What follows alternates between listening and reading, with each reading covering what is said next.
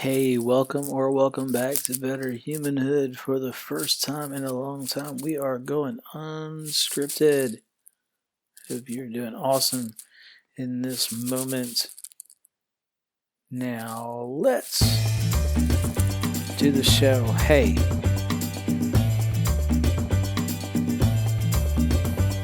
Welcome to Better Humanhood, where we build a better world by building better people. We have to live on the planet, and we have to live with other people. We have conversations about making that a wonderful proposition. It's 2020, for real. I know the last episode actually came out in 2020, but it was really a 2019 episode, if we're honest, right? Before we get too deep, I want to just catch you up on my life, because, yeah, really, it's a personal podcast, right? It's a solo show with a goal of creating better people, creating a better world through creating better people. But it starts with me. Right? Remember Michael Jackson, start with the man in the mirror. So we adopted a puppy. Man, that's a crazy thing to do because she's not housebroken. We don't know how to train her. We got somebody coming over this week to help us get that started. But she was one of 7 puppies found at a boat ramp in South Carolina. They named them all after Filipino fruits. We adopted her through One Love Animal Rescue here in Savannah. And while it's been frustrating at times, apart from the house training, and she doesn't understand sit and stay and come and all of that stuff yet. We'll get there. She barks at everything because she doesn't know the sounds yet. She's starting to learn, and we're dealing with that. But it's been really good for our daughter, who has been behind on her gross motor skills. She's not particularly interested in crawling or walking or any of the stuff that you do when you're around 1. And the second we got the puppy, she started pulling up. She started crawling on all 4s with her belly up rather than kind of worming it across the floor. She's really into the dog. And it turns out the 2 of them were very mischievous together. You kind of expect a puppy to be stealing a baby's toys. Every now and then I look over, the baby's sneaking the dog's shank bone. Like, you kind of wonder, right? Hey kid, I see you. I see you doing that. You wonder why that puppy's stealing your book? You stealing her shank bones. Okay, you're both a little mischievous there. Now when you're both 2.5, 3 years old, you're gonna be in trouble. You're gonna be in real trouble. Speaking of real trouble, let's talk about this impeachment thing that's going on. It is this recording, it's like midnight, Tuesday night, Wednesday night, this week. And who knows if anything's going to change in the next day or 2. Often does. By the time this comes out, who knows? But at this very moment, where we're at is a couple of weeks ago, the House forwarded articles, or approved 2 articles of impeachment against President Trump. They're sitting on it. They haven't sent it to the Senate yet. The first 220 years of our great republic, 1 president had been impeached. The House sent 11 articles of impeachment against Andrew Johnson. The Senate trial, they came very close to removing him, but didn't. You need 2/3 in the Senate to remove. The first article came up 35-19. 1 more vote, they would have removed him. After the first article after they failed to remove him, the first article, they recessed that trial for 10 days. Tried him on 2 more articles, same result. And then they adjourned the trial, Andrew Johnson stayed in office, and nobody was impeached until Bill Clinton. So that's 2 of the last 4. With Clinton and Trump, 2 of the last 4 presidents have been impeached. Now, this speaks to just the political class being absolutely out of fucking control, right? It's not just that the presidents are being impeached, it's that the Congress, in both cases, is going after him for really dumb shit, right?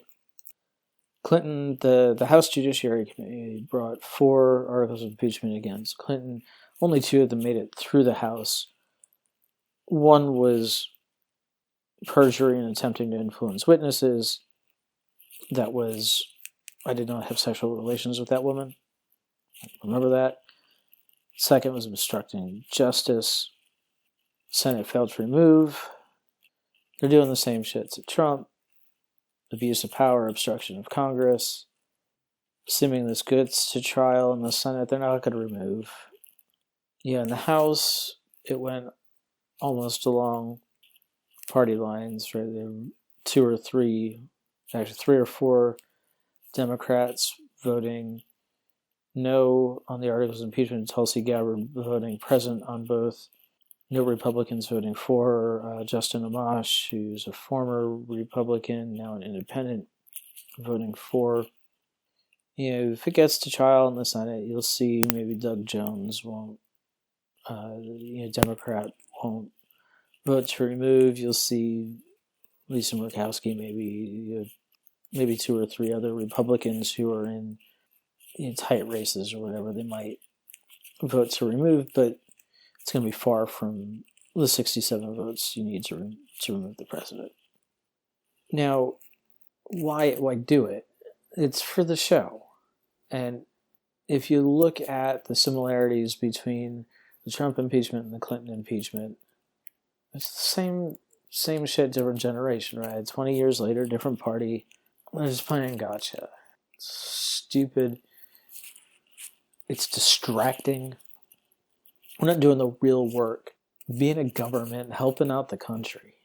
Speaking of distracting, we're watching all this go on. Meanwhile, over in Colorado, a host by the name of Chuck Bonniwell makes a joke, not a good one, about hoping for a school shooting to get rid of the impeachment, to get the impeachment stuff out of the news.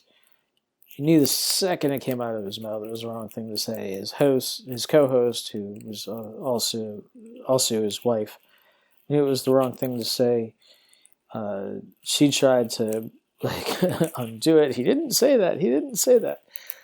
And he tried to backpedal immediately. A school shooting in which nobody's hurt. Yeah, look, it was the wrong thing to say. They all knew it. He got fired. When did the price of speech become stoning? Because what happened was not just that Bonniwell got fired, it was that everybody lined up on Twitter and Facebook to say, Chuck Bonniwell, you're a terrible human being. And you know what? It's probably not. Not many terrible human beings get to, keep a spouse. They don't stay married very long. They don't get and keep jobs. He lost his job, but he'd held it before. I don't know what he does in the community. Maybe he doesn't do much, but we have to learn to separate bad people from bad acts. You look at Harvey Weinstein, bad guy, right? He isn't a generally generous human being who shoplifted a Snickers bar. He was really fucking up people's lives. Meanwhile, Bonniwell's otherwise, I don't know, maybe he's a good dude, maybe he's just an average guy. He said something bad. Now, let's pretend that he didn't know better. Let's pretend that he's a 4-year-old. I have a 4-year-old niece. She's not a bad person. Sometimes she does shitty things. But when she does something bad, we don't tell her she's bad. We say, hey, you're a good girl, but you did a bad thing.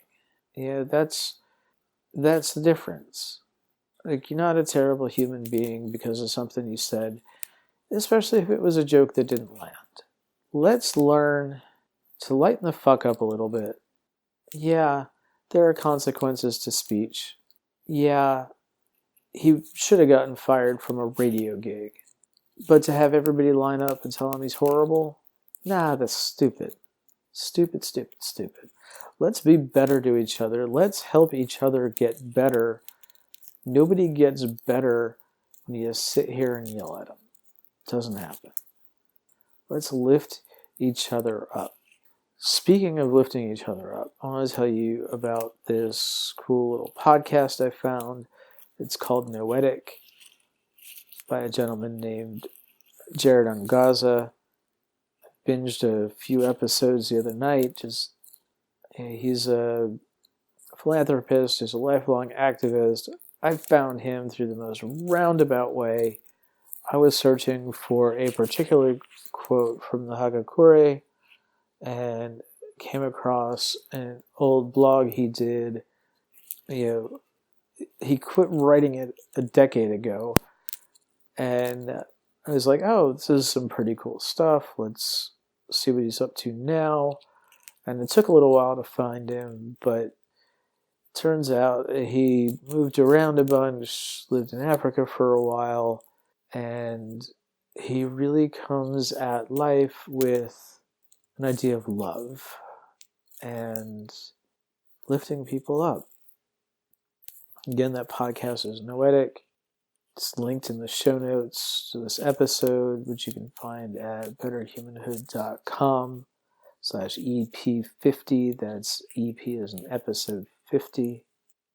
I hope you have a wonderful time today, tomorrow, over the next week. When I see you again, be who you are. Be who you will to be. See you next time.